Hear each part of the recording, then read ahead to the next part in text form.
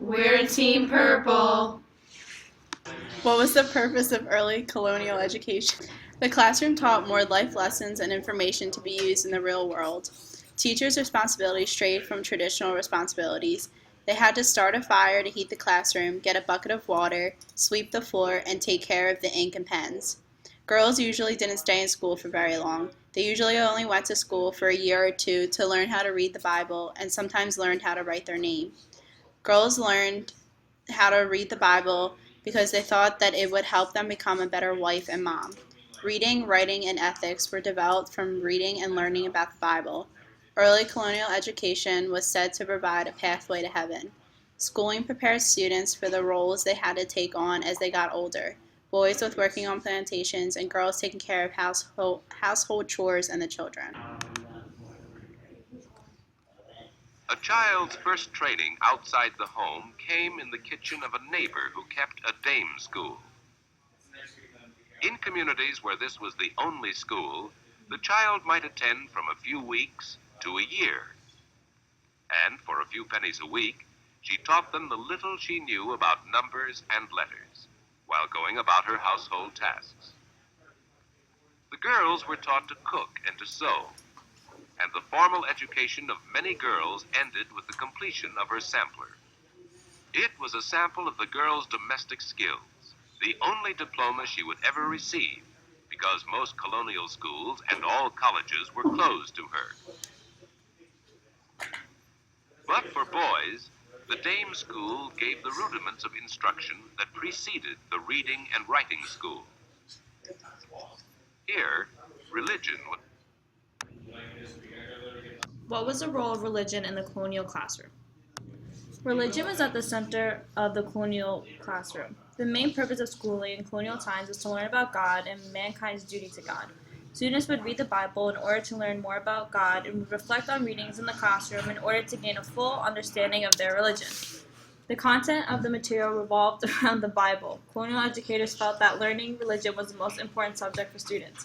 While students did learn mathematics, reading, and writing, all these subjects related back to the Bible and the Christian religion. It was also important for students to learn a secondary trade in addition to their education. However, religious studies was always the priority. The people of colonial times felt they were giving students the opportunity to reach heaven.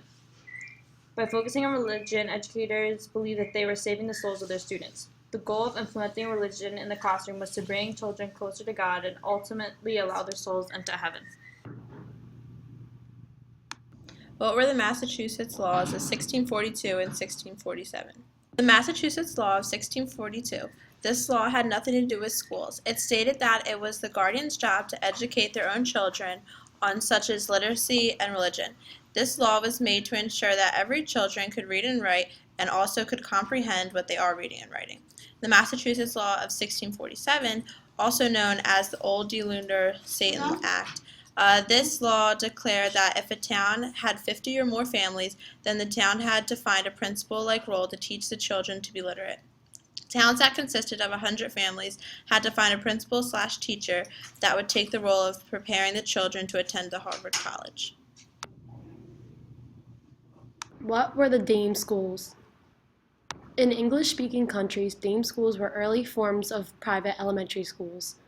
School was centered around saving souls. Subjects such as reading, writing, and moral development all revolved around the Bible.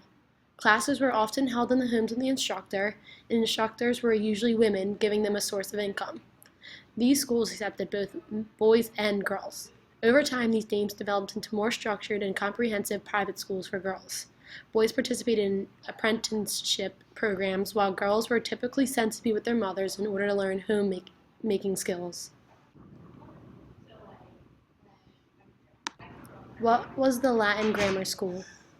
In 1635, the first Puritan Latin grammar school was established in Boston. It is similar to present-day high schools. Students learned math, science, and modern languages.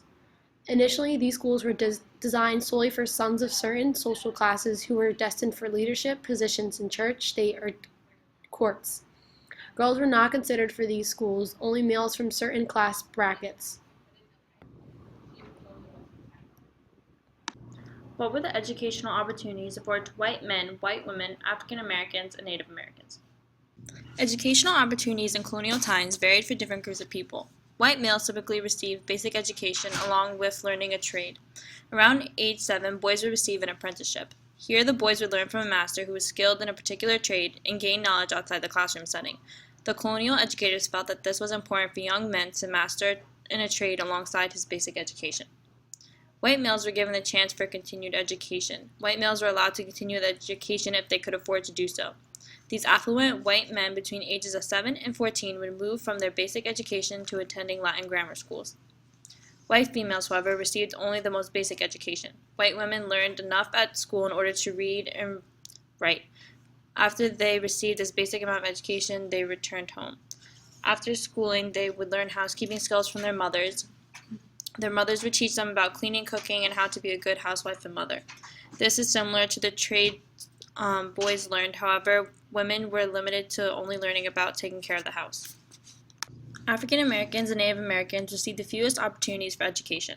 It was common for African Americans and Native Americans to be denied education altogether. On some occasions, a limited number of schools were created for African Americans and Native Americans.